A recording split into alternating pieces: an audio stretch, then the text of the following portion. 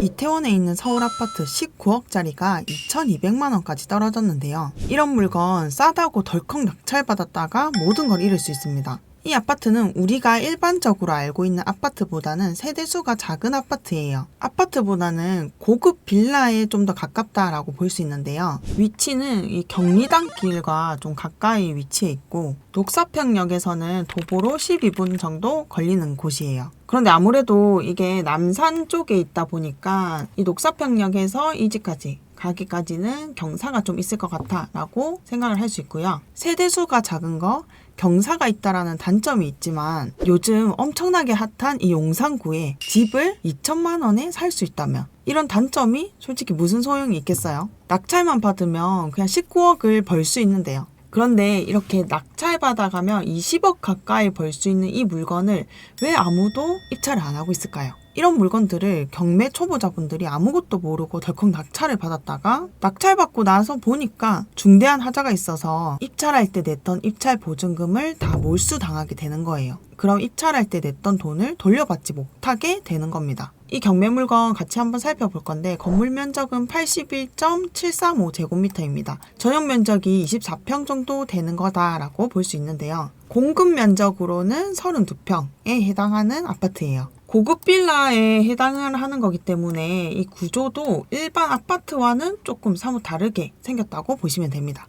큰 방 2개가 있고 중간에 거실이 크게 있습니다. 그리고 욕실 2개, 드레스룸까지 있는 구조로 되어 있어요. 네이버 부동산에 같은 평형으로 되어 있는 게 지금 현재 21억으로 매물이 나와 있어요. 그런데 이런 고급 빌라가 2천만 원까지 떨어진 걸 보면 뭔가 이상하다라고 느껴지지 않으신가요? 이렇게까지 떨어졌는데 아무도 낙찰을 안 받아간다면 이 초보자분들 입장에서는 겁이 나서 선뜻 입찰을 하지 못할 겁니다. 그런데 예를 들어서 이 4차까지 떨어졌다라고 볼게요. 밑에 거는 없다라고 무시를 해볼 건데 그럼 19억짜리가 9억까지 떨어졌으니까 뭔가 나만 발견한 것 같은 느낌이 드실 수 있단 말이죠. 그래서 나만 발견한 것 같고 지금 당장 이거를 입찰을 해야 되겠다라는 그런 조바심도 날 수 있습니다. 그래서 이 11차에 2억까지 떨어졌을 때 어떤 한 분이 3억 8천만 원에 낙찰을 받아갔었어요. 이때 이분은 나만 이거를 발견한 것 같은데? 라고 생각하면서 입찰을 했었던 거겠죠. 그런데 결국 잔금 납부를 하지 않고 미납 처리가 되었습니다. 이때 냈던 입찰 보증금은 2천만 원 정도 될 건데 이 2천만 원을 그냥 날려버린 거죠. 돌려받지 못하게 된 겁니다. 그럼 이 물건이 이렇게 2천만 원까지 떨어졌는데도 아무도 낙찰을 안 받아가는 이유에 대해서 같이 살펴볼까요? 그리고 이 집을 낙찰받기 위해서는 어떤 전략을 세워야 되는지도 같이 함께 볼 겁니다. 권리 분석부터 먼저 해볼게요. 이 건물 등기 중에서 말소 기준 권리, 기준이 되는 날짜부터 찾아야 되는데 여기 빨간 색깔로 말소 기준 등기 표시가 되어 있습니다. 2022년 7월 8일이 말소 기준 권리다라는 걸 확인할 수 있어요. 그리고 임차인이 전입한 날짜의 다음날 오전 0시부터가 대항력 발생하는 시점이기 때문에 이 대항력 발생하는 시점 2022년 5월 5일 오전 0시와 말소 기준일 날짜 2개 비교해보니 임차인의 대항력 발생하는 시점이 더 빠르니까 대항력 있는 임차인이 되는 거예요. 그럼 이 임차인이 대항력이 있다라는 건 못 받아가는 보증금에 대해서는 낙찰자 인수사항이 된다라는 건데요. 그럼 임차인이 배당을 받아갈 수 있는지 없는지부터 확인을 해봐야 되겠죠. 그런데 임차인이 보증금을 배당을 받아가기 위해서는 우선 변제권이라는 걸 가지고 갈 수 있어야 됩니다. 그럼 이 우선 변제권은 뭐냐? 결국 임차인이 배당을 받아가는 걸 얘기한다라고 생각하시면 돼요.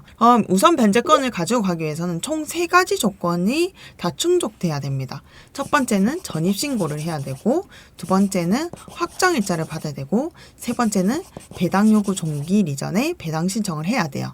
그런데 이 임차인 전입신고만 했습니다. 확정일자 안 적혀져 있고 배당 신청도 하지 않았어요. 그래서 이 임차인은 배당을 받아갈 수 있는 우선 변제권을 아예 가지고 갈 수 없다는 겁니다. 임차인은 배당을 한 푼도 못 받아간다는 거예요. 보증금이 미상으로 되어 있단 말이죠. 미상으로 되어 있으면 보증금이 얼마인지도 몰라요. 그러면 얼마인지 모르는 금액을 낙찰자가 인수를 해 가야 되는 물건이다라고 보셔야 됩니다. 그런데 우리는 이 물건에서 등기부 등본을 보면서 임차인의 보증 금액이 얼마인지에 대해서 유추해 볼 수 있는 게 있어요. 바로 이 전세권을 보면서 확인을 해볼 수 있는데요.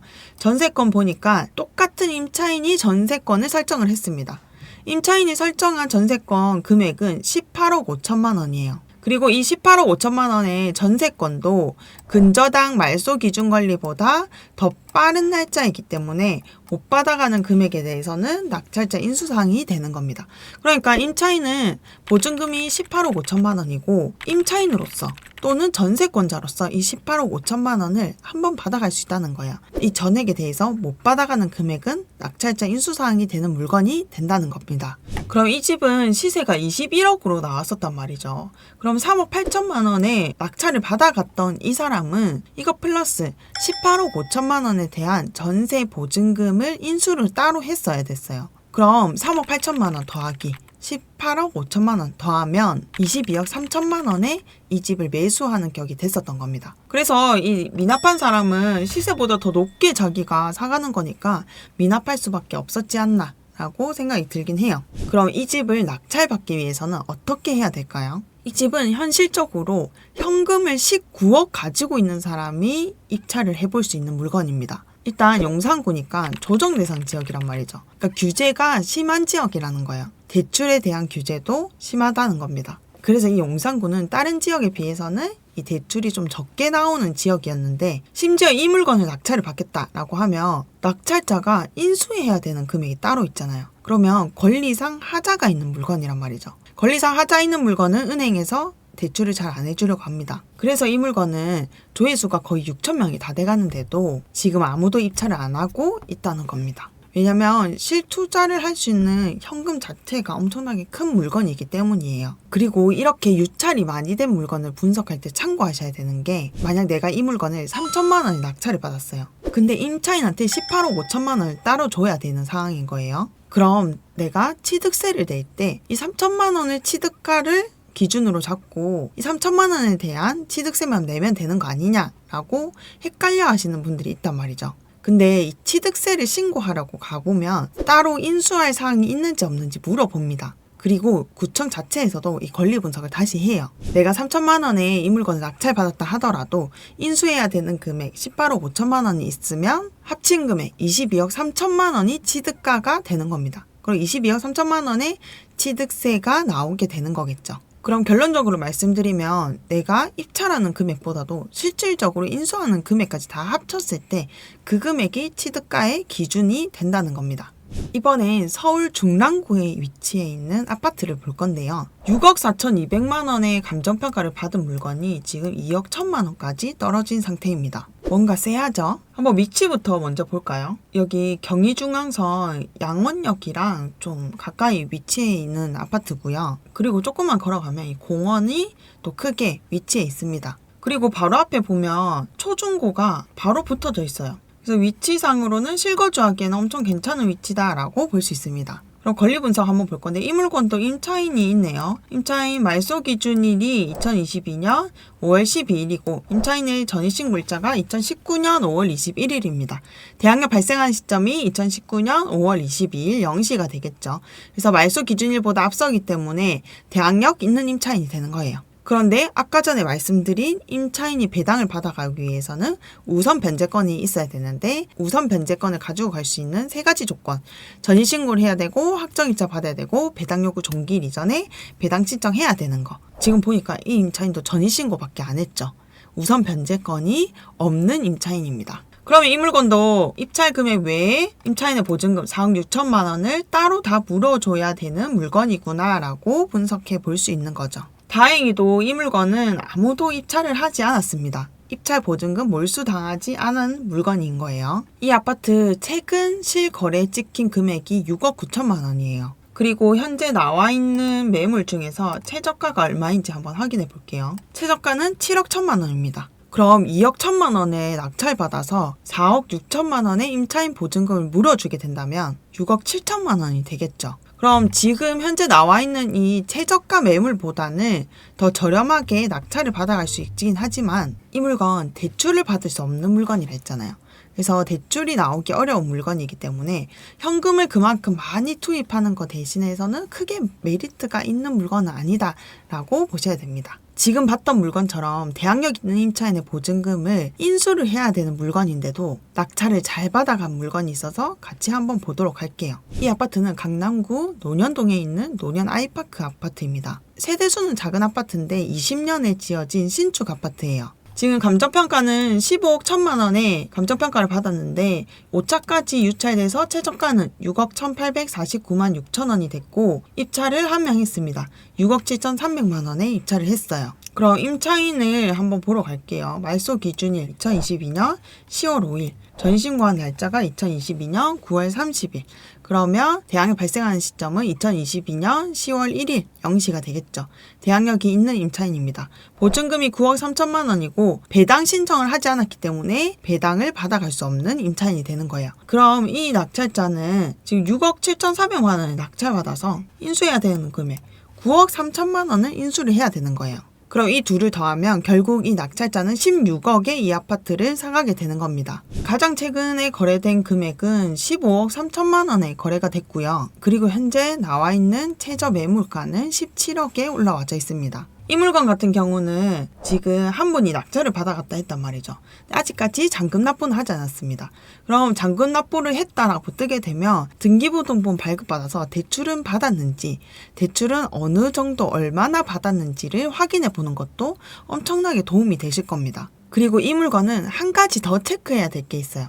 바로 토지거래 허가구역인데요. 토지거래 허가구역은 집값 상승을 막기 위해서 실거주할 사람만 이 동네에 집을 사라 라고 규정을 해놓은 곳인 거예요. 그럼 토지거래 허가구역으로 묶이게 되면 투자자 말고 실거주자만 이 동네에 집을 살 수 있게 되는 거란 말이죠. 그럼 우리는 경매를 낙찰받아도 이 토지거래 허가구역 안에 있으면 내가 실거주를 하러 들어가야 되나? 라고 좀 의문이 드실 수도 있습니다. 그런데 경매와 공매로 낙찰받은 집 같은 경우는 토지거래 허가구역으로 묶여져 있는 곳이라 하더라도 꼭 실거주를 하지 않아도 돼요. 그 메리트 때문에 시세보다도 좀 더 비싸게 낙찰을 받아가는 경향도 있습니다. 근데 이 물건은 그래도 다 합친다 하더라도 시세보다는 좀 저렴하게 낙찰을 받아가는 물건이란 말이죠. 그래도 여기서 끝나는 게 아니라 나중에 배당까지 다 받아갔다 라고 보여지면 등기부등본 한번 발급받아서 얼마의 대출이 나왔는지, 어느 지점에서 해줬는지 이런 것도 좀 체크해주면 좋겠죠.